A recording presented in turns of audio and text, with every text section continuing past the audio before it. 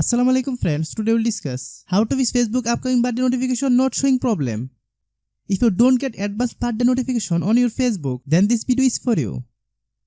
If you are new to my YouTube channel, please subscribe. Launch the Facebook app on your iPhone, iPad or Android device. Click your profile picture in the top right of Facebook. Select Settings and Privacy. Click Settings. Click Profile Settings. Click Notification Settings.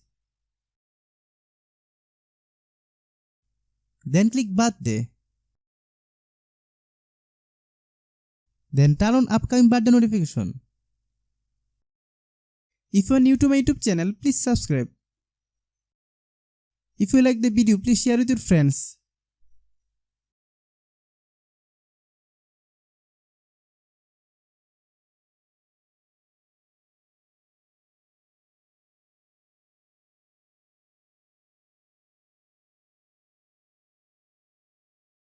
Thanks for watching.